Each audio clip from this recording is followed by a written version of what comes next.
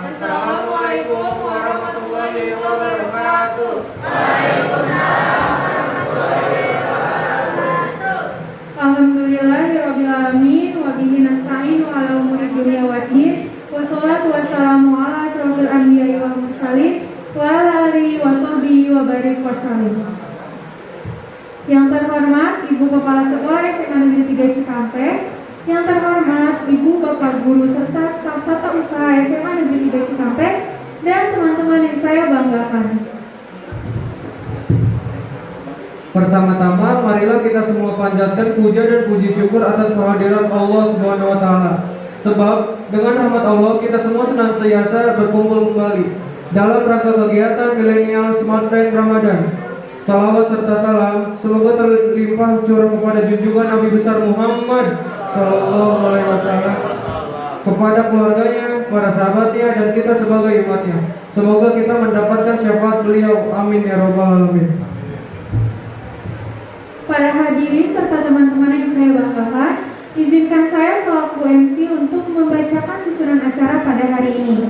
Acara yang pertama adalah sholat duha dan tadarus yang tadi telah sama-sama kita lakukan, dan yang kedua adalah materi Ramadan yang tadi juga sudah dilaksanakan di kelas masing-masing, dan yang ketiga ada materi Ramadan yang sekarang akan disampaikan oleh Bapak Ustadz Wahim. Setelah itu ada tanya jawab dari siswa. Setelah itu acara terakhir adalah pengumpulan laporan administrasi. Mari kita lanjutkan acara kita ke acara selanjutnya, yaitu Ramadan kedua, dan dilanjutkan oleh sesi tanya jawab.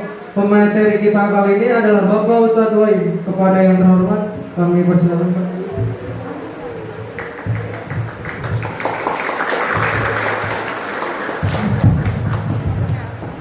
Baik ya, Assalamualaikum warahmatullahi wabarakatuh. Jamaah. Oh jamaah. Alhamdulillah. Baik ya anak-anakku semuanya, alhamdulillah kita udah sampai ke materi selanjutnya ya. Dan tentunya tadi kalian sudah mendapatkan materi juga ya.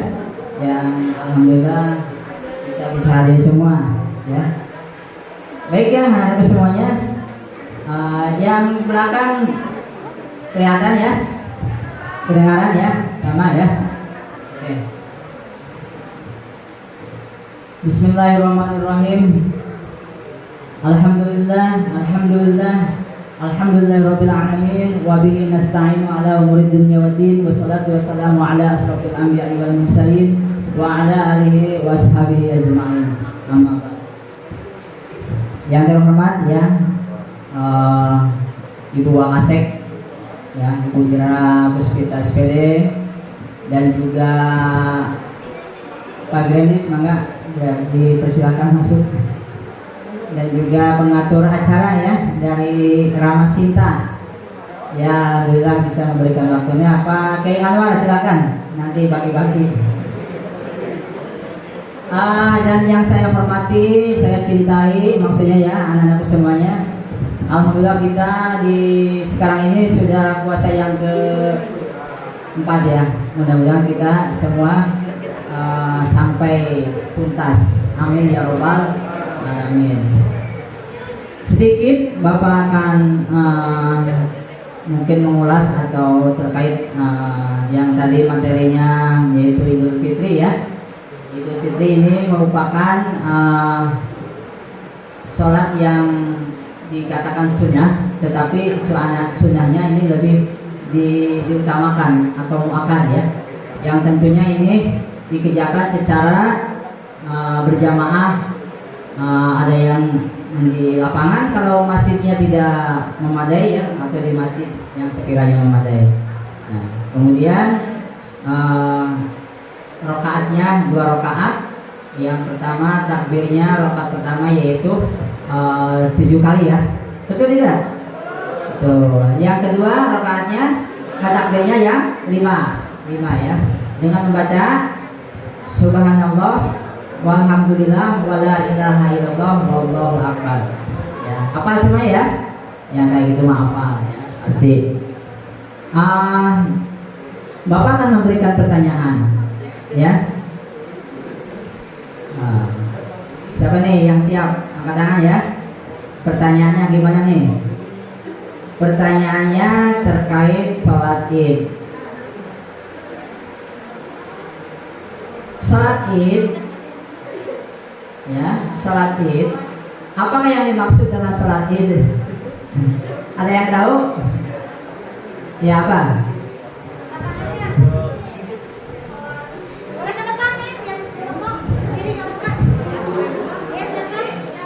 Siapa namanya?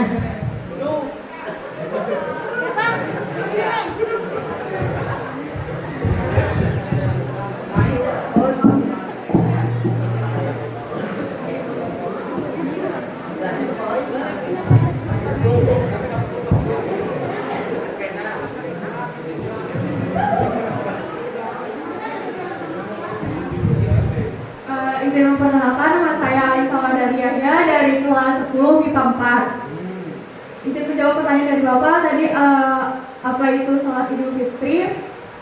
Sholat Idul Fitri adalah sholat 2 rakaat yang dilakukan secara berjamaah, yang dilakukan pada saat Hari Raya Idul Fitri. Sudah, terima kasih.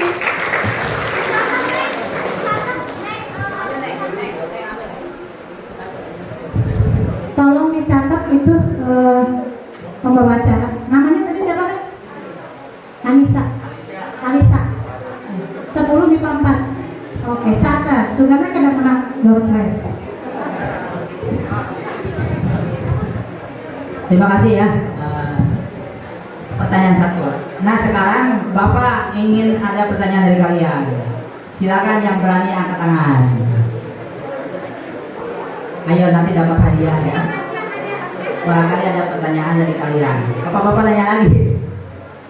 Hah? Ada pertanyaan? Ayo, gimana? Oke.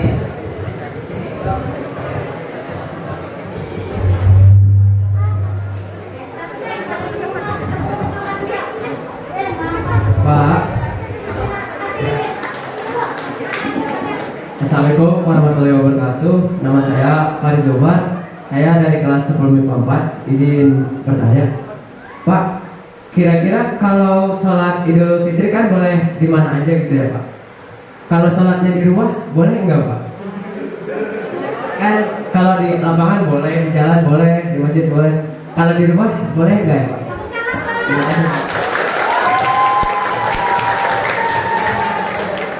Ini pertanyaannya yang luar biasa.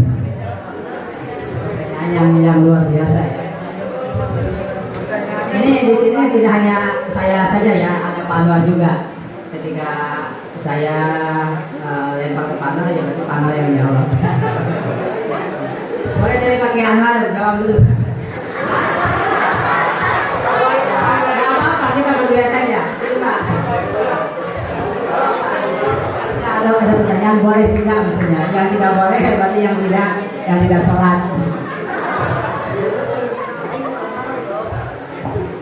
Salam dulu ya. Assalamualaikum warahmatullahi wabarakatuh. Mohon maaf ya, lagi lemes nih soalnya belum makan. Puasa sih. Jadi itu pertanyaan Jokowi banget ya. Kan memang kita disuruh tinggal di rumah, ibadah di rumah. Ya Jokowi banget kan itu. Pertanyaannya bagus. Bahkan memang disarankan sama pemerintah seperti itu, tapi ketika ada pandemi, kalau udah endemi mah ya di masjid berjamaah kita kejar 27 derajat. Artinya kalau bicara bahasa boleh atau enggak, ya boleh sekali, karena itu pun sunat. Kalau sunat memang mestinya dilakukannya di rumah. Artinya jangan dibikin rumah itu seperti kuburan. Imah jadi pakai sholat, pakai wiridan, pakai zikir. Soalnya lalu kos kuburan imah bakal ditempatkan ku jin, jurik, setan, digerwok, gedemit. Ya, bukan itu. Nah, eta gara-gara kurang dikosongkan seperti itu. Jadi artinya kalau bicara boleh ya boleh banget. Memang apalagi itu sholat sunat. Ya, memang komo ku kamarima ku pemerintah ke pandemi mah memang kita harus di rumah terusnya. Diam di rumah saja, guru G WFH, work from home. Jadi KB dilakukan di rumah. Makanya kalau mau sholat juga sepertinya di rumah kalau kemarin. Tapi kalau seperti ini udah endemi, berarti harusnya kita dilakukan berjamaah begitu. Kalau masjidnya nggak muat ya di lapangan. Makanya ada sholat di lapangan. Jadi Pak, sholat ada di jalan. Tadi kan ngomong begitu ya. Oh, sholat di jalan. Sholat di jalan malam geus teu muat, masjidnya leutik, deket ke jalan diblokir. Ya, jadilah sholat di jalan seperti itu.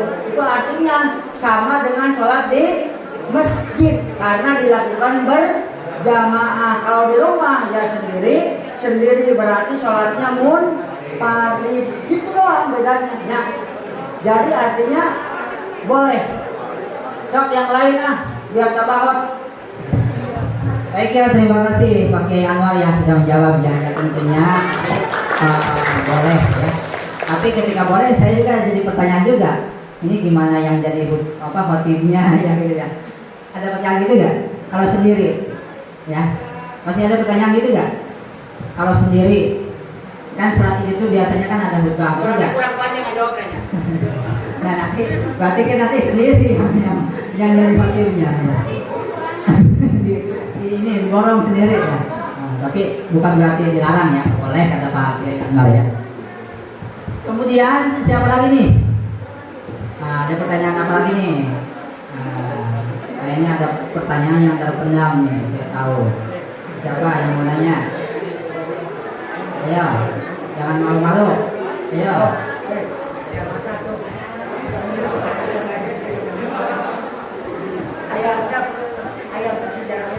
Itu Bapak nanya lagi. Ya, nanya lagi nih. Di rakaat pertama dan dua kan 2 rakaat ya. Itu yang pertama baca surat apa, yang kedua surat apa? Silakan. Yang belum siapa?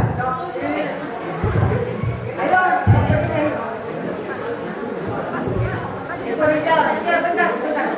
Sini. Ya nanti ini nungguin dulu. Ayo. Ya, kalau 10 dulu. Cuma dijawab bukan pada anak dulu ya. Assalamualaikum warahmatullahi wabarakatuh. Perkenalkan, saya Fani Nurmaliawati dari kelas 10 MIPA 4. Di rakaat pertama membaca surat Al-Alaq, di rakaat kedua membaca surat Al-Ghasyiyah.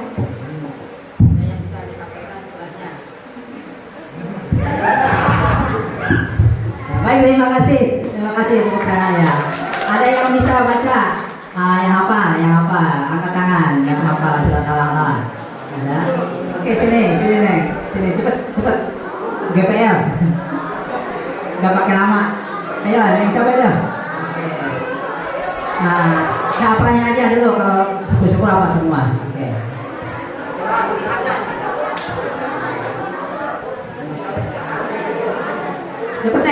Cepet.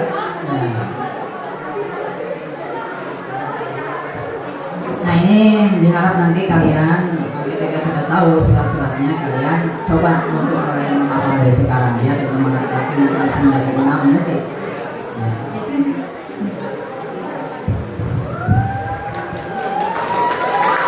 Tepuk tangan.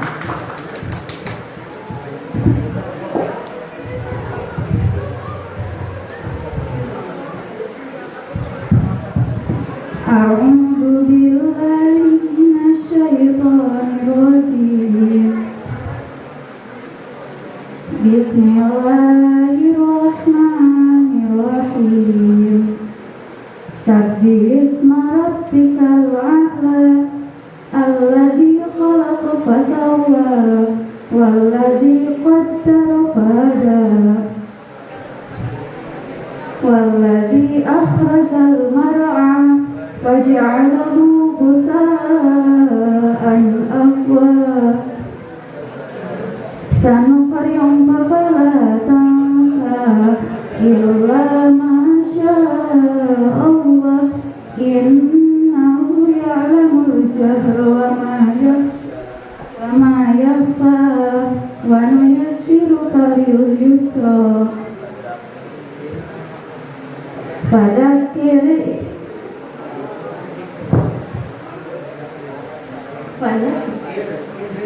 فإنه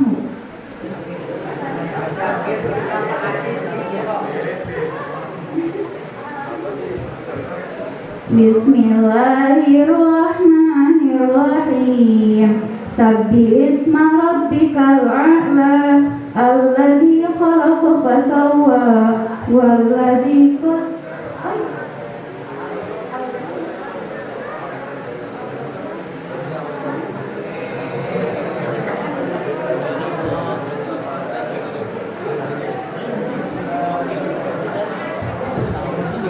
Oke, terima kasih, tepuk tangan.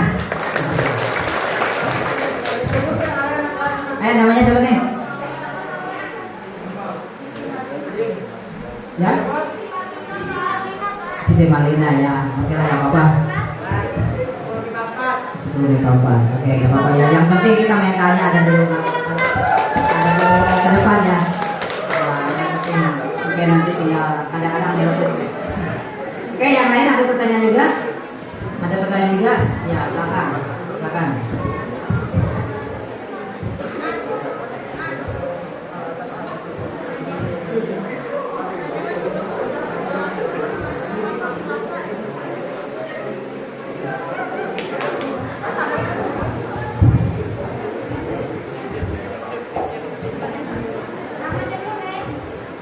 Assalamualaikum warahmatullahi wabarakatuh. Nama saya Aisyah Dwi Putri dari kelas 10 MIPA 5. Jadi di sini aku ada pertanyaan. Kenapa setiap lebaran itu kita harus minta maaf atau maaf-maafan? Kenapa nggak hari biasanya aja? Terima kasih. Baik, terima kasih ya. Yang siapa namanya? Ratu ya, oke. Pertanyaannya, kenapa kita setelah Ramadan ya, setelah puasa harus saling maaf-maafkan. Nah di sini maaf-maafkan tidak hanya setelah Ramadan ya, tidak hanya setelah Ramadan. Ketika kita menjelang sebelum puasa Ramadan, itu lebih baik kita juga saling minta maaf ya, saling minta maaf ya. Nah, tentunya ketika setelah bulan Ramadan ada kan bahasa ya yang biasa lumrah ya, taqabbalallahu minna wa minkum ya, siyamana wa siyamakum ya, kayak gitu. Nah ini memang sesuatu hal yang jadi apa? Jadi biasa ya, jadi biasa ya. Kemudian ada lagi minal aidin wal faizin ya. Jadi, ya ini merupakan ucapan atau termasuk jadi doa ya. Apa sih tidak boleh kita terhadap teman ketika teman kita nih sesama muslim kemudian sudah pula semuanya melaksanakan puasa sukses ya, kita saling mengucapkan enggak ya, saling mengucapkan atau dalam bahasa terima kasih kita sudah selesai berpuasa ya. Nah ini untuk yang taqabbalallahu minna wa minkum ini menjadikan doa juga, saling mendoakan sama teman ya. Semoga Allah mengabulkan ya, kabul ya, Allah mengabulkan apa yang ketika kita dari segi puasanya betul nggak, dari ibadahnya sewaktu bulan Ramadan, jangan menjadikan sia-sia, betul ya, seperti itu ya. Oke, ada pertanyaan lagi? Oke, sini.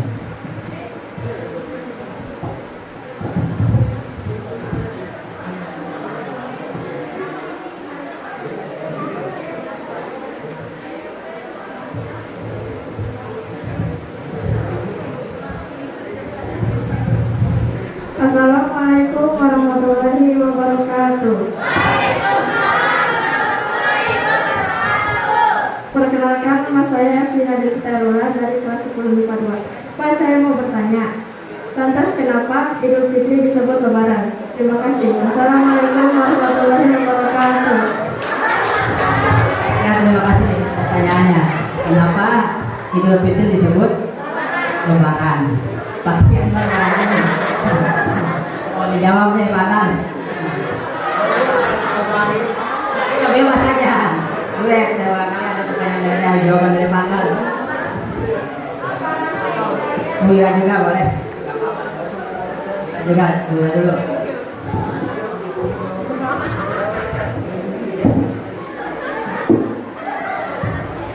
Ya, terima kasih pertanyaannya. Aduh, harus berdiri ya, lupa. Kalau Lebaran itu lebih ke adat istiadat ya. Kalau Idul Fitri itu kan dari bahasa Arab yang artinya kembali ke suci ya. Kalau Lebaran itu bahasa kitanya, ya bahasa mungkin di daerah-daerah tertentu juga mungkin ada nama-nama khusus ya. Nggak tahu mungkin di daerah apa namanya apa gitu untuk menyambut perayaan Idul Fitri itu.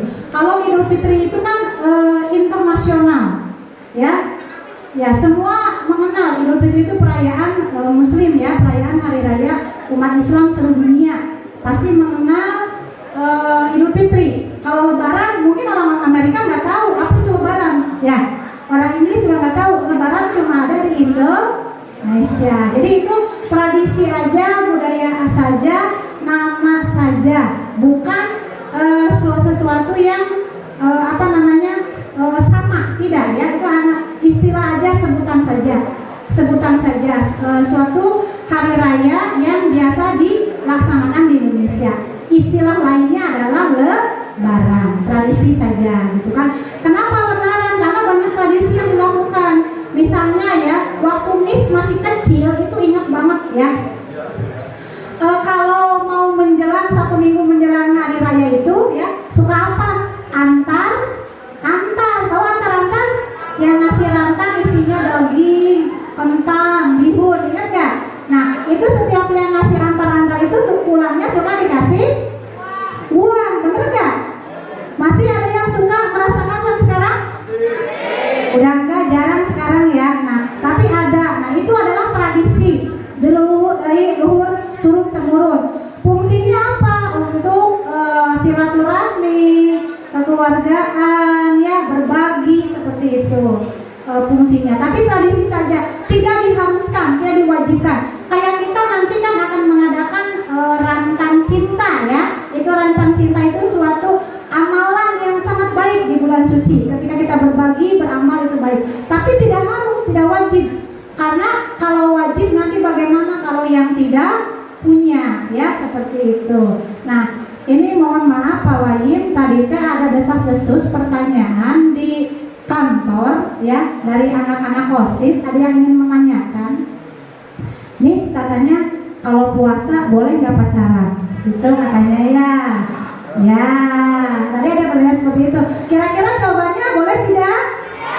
Tidak. Ya, puasa itu bukan cuma menahan lapar dan haus, tapi juga menahan hawa nafsu. Nafsu itu datang dari mana? Dari mata, telinga, mulut, hidung, dan semua anggota tubuh kita ya. Jadi semua berpuasa. Membicarakan kejelekan orang boleh tidak? Tidak, apalagi chat sama AA sayang-sayangnya ya. Nah itu di situ nanti setan, ya setannya udah dibelenggu ya, nggak ada setan, jadi setannya udah berubah jadi manusia dan jin ya. Nah seperti itu tidak boleh. Bahkan dalam Al-Quran itu ada ya, Pak Anwar dan Pak Wahim tolong dilengkapi yang wala taqrabu zina itu surat apa, ayat berapa Pak? Surat Al-Isra ayat 32. Di situ jelas-jelas terang-terangan melarang pacaran ya, itu sama dengan zina. Zina itu bukan cuma berbuat secara fisik ya, tapi dari mata, hidung, telinga, semua itu bisa jadi zina. Makanya jauhi. Allah sudah melarang menjauhi. Nah, Miss, hari ini akan bercerita kisah sangat romantis ya, versi Islam ya. Ini mudah-mudahan jadi bahan motivasi buat teman-teman semua yang di masa remaja. Ini kisahnya putri Rasulullah. Siapa yang tahu? Fatimah Az-Zahra. Siapa suaminya? Ali bin Abi Thalib. Oke, sudah siap mendengarkan? Nah, ini mudah-mudahan jadi inspirasi ya. Kalau kita yakin semua sudah ditakdirkan sama Allah, sudah dituliskan, sudah ada garis ya, jodoh tidak akan ke mana. Jadi nggak usah jodohin jodoh orang ya, betul nggak? Capek ya, udah makan belum, udah sahur belum, tapi nanti di pelaminannya sama orang sakit nggak tuh? Sakitnya di mana? Ya gitu ya, nggak usah tungguin jodoh orang. Kita doakan saja, kita bekerja maksimal saja, belajar saja, raih cita-cita kita. Insya Allah, Allah sudah menyiapkan jodoh yang terbaik. Rumusnya satu, ingin dapat jodoh yang terbaik? Ingin tidak? Ingin tidak? Kalau ingin dapat jodoh yang terbaik, kitanya juga harus jadi orang yang itu aja rumusnya ya.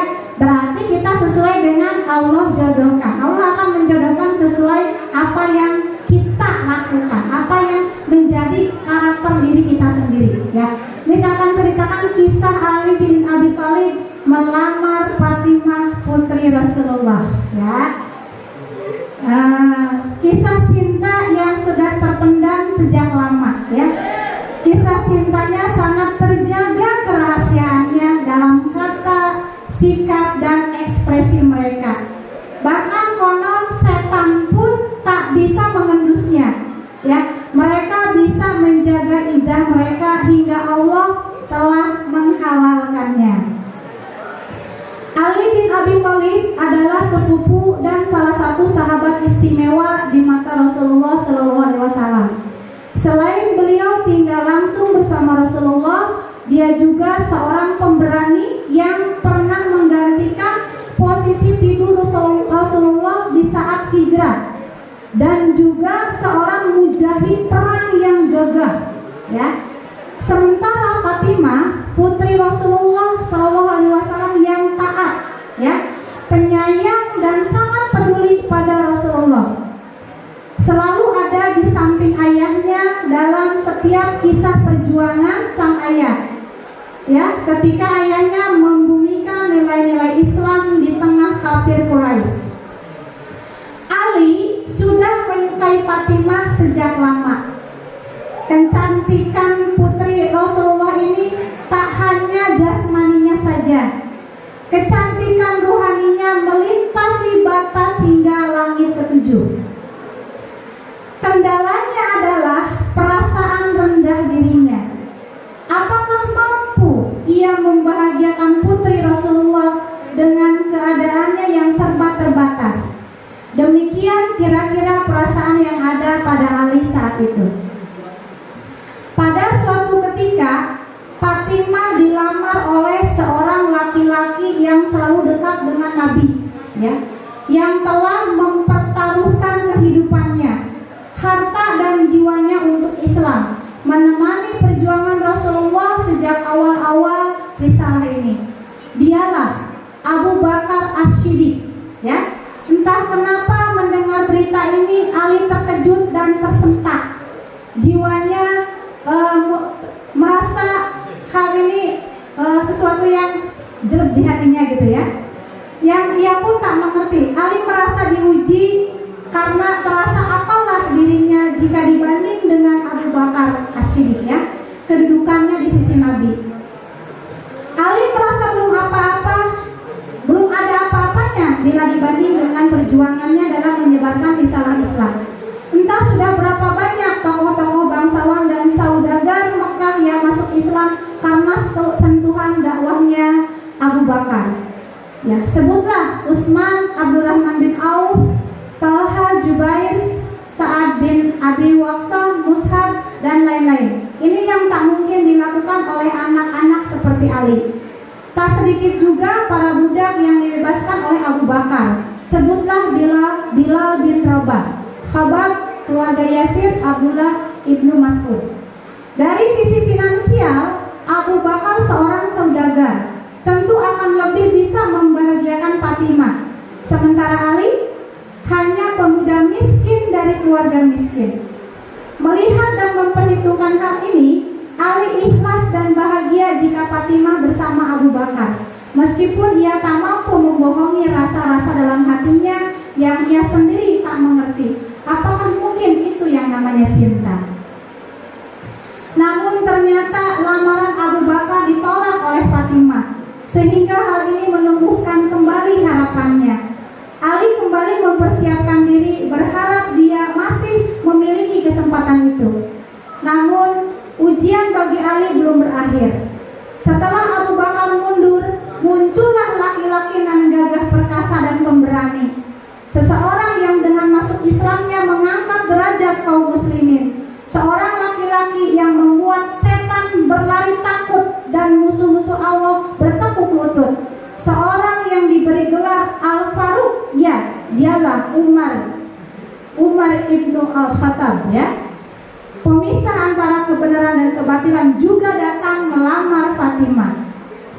Ali pun ridho jika Fatimah menikah dengan Umar, bukan Pariji Umar ya, Umar bin Khattab. Pariji stay calm ya. Kemudian ia bahagia jika Fatimah bisa bersama dengan sahabat kedua terbaik Rasulullah setelah Abu Bakar, yang mana Rasulullah sampai mengatakan, aku datang bersama Umar dan Abu Bakar.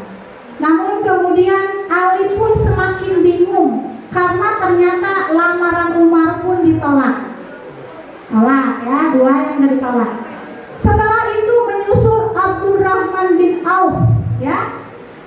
Nah, kemudian menyusul Abdurrahman bin Auf melamar sang putri dengan membawa 100 unta bermata biru dari Mesir dan 10.000 dinar ya, 10.000 dinar. Kalau diuangkan dalam rupiah kira-kira 55 miliar.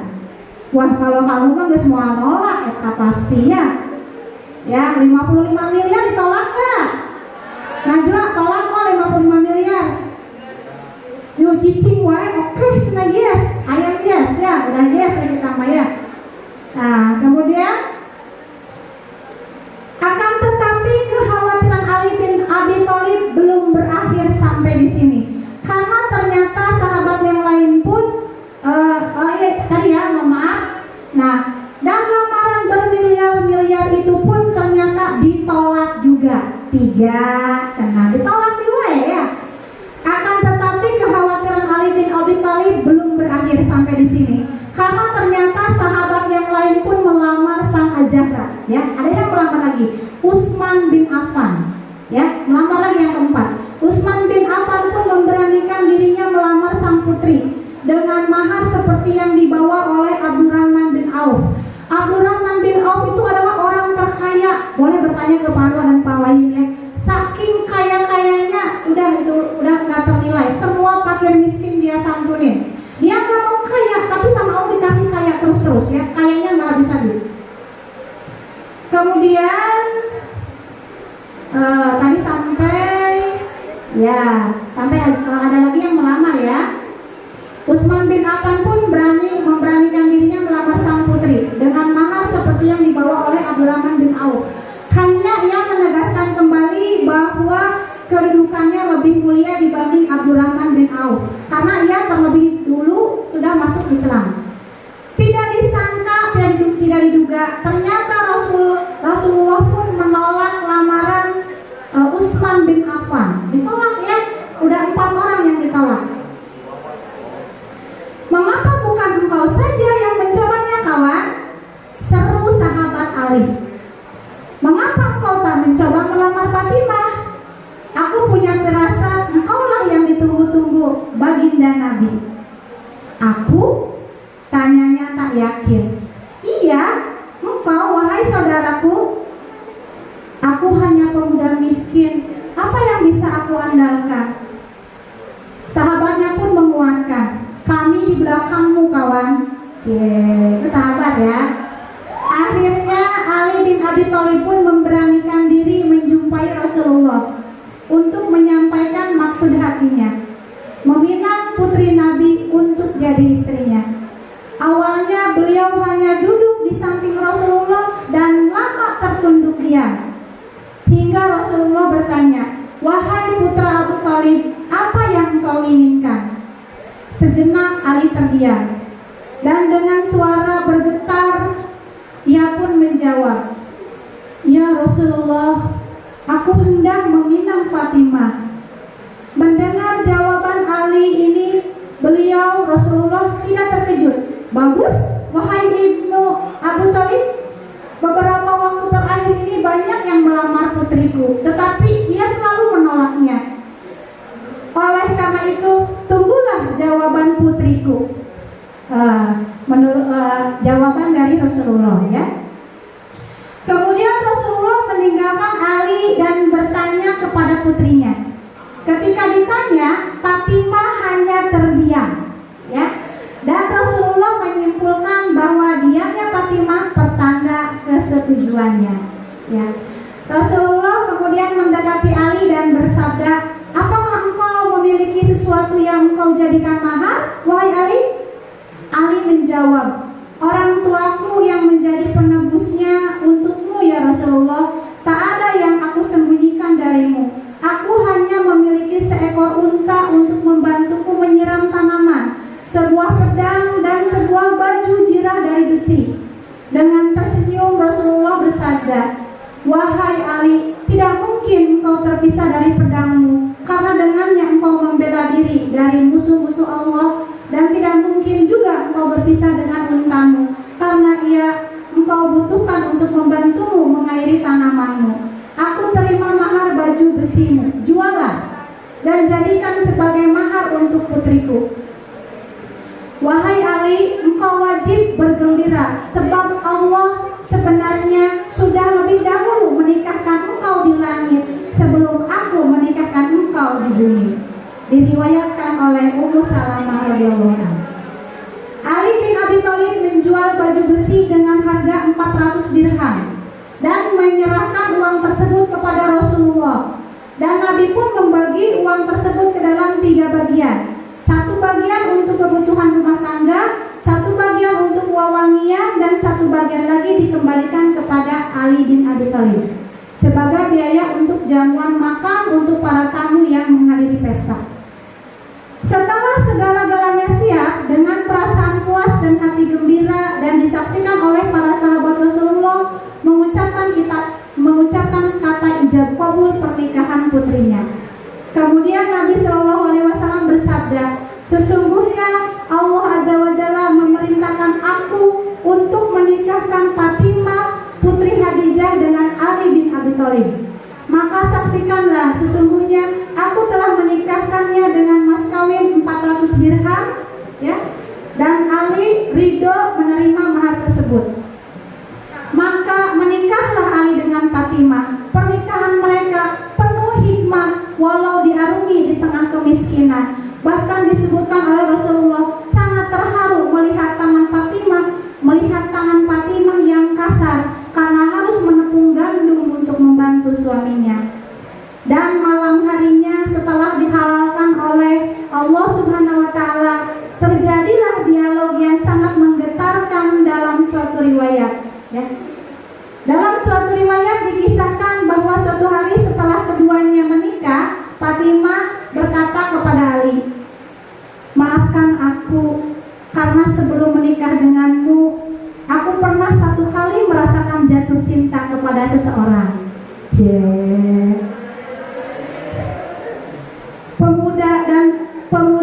Seorang pemuda, dan aku ingin menikah dengannya."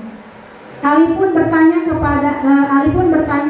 "Mengapa ia tak mau menikah dengannya?" Ya, jadi si Fatimah bilang, "Maafkan aku karena sebelum menikah denganmu, aku pernah satu kali merasakan jatuh cinta kepada seorang pemuda." Kemudian Ali menjawab, "Mengapa engkau tidak menikah dengan pemuda itu?" Gitu kan? Kemudian Fatimah menjawab, "Apakah Fatimah menyesal menikah dengannya?" Sambil tersenyum, Fatimah menjawab, "Pemuda itu adalah dirimu."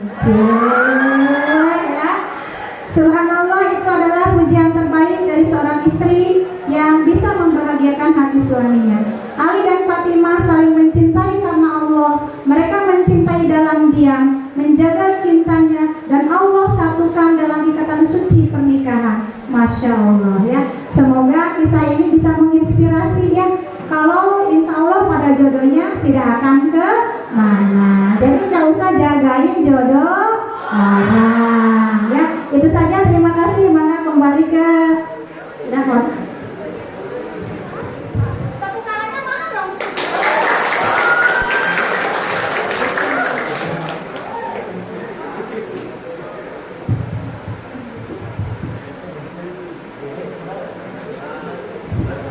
Terima kasih kepada Ibu Wira dan Pak Anwar serta Pak Wahid yang telah menyampaikan materi kali ini. Demikian tadi materi kedua kegiatan Millennial Smart Land Ramadan. Semoga materi hari ini bisa bermanfaat untuk para hadirin semuanya. Alhamdulillah, akhirnya kita telah sampai pada rangkaian acara akhir, yaitu penutup. Marilah kita sama-sama membaca hamdalah. Alhamdulillahirrahmanirrahim. Atas nama panitia, kami ucapkan terima kasih kepada semua yang telah hadir, dan saya mewakili Kak Sinta dari MC juga ingin meminta maaf apabila masih banyak kekurangan. Wabillahi taufiq wal hidayah. Wassalamualaikum warahmatullahi wabarakatuh.